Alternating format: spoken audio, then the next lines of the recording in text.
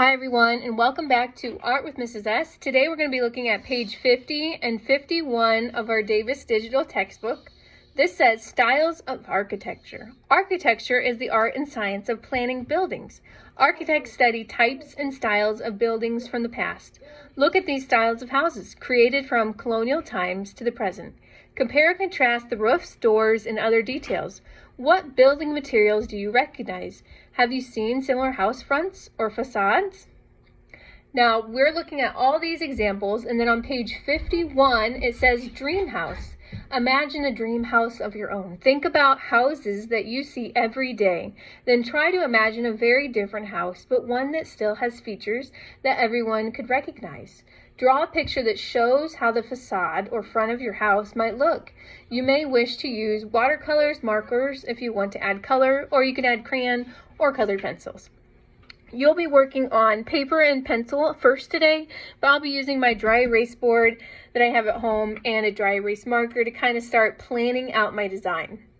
Now the thing is here, your design is going to look different than mine because your dream or your fantasy of a house is going to be different than mine. But just to give you some ideas, most of your buildings will have square walls or rectangular walls, or you may be using a lot of vertical and horizontal lines. Don't forget details like windows and doors. Even a house that may not be realistic will still have those features so that you can understand, or the viewer can see that, oh, that's supposed to be a house. So my house has kind of this base on it. I'm going to see if you can kind of see where this is going here. My tree house is going to be my dream house right now. So to get to my tree house, you have to go up a long ways. There might be this elevator at the bottom, some buttons on the side. Still going to have doors. You can make your dream house more realistic. It's a dream house. It's made up. It doesn't have to be realistic. Maybe you just want a house with more than one bathroom. Maybe you live in an apartment and you could do an apartment for your dream house.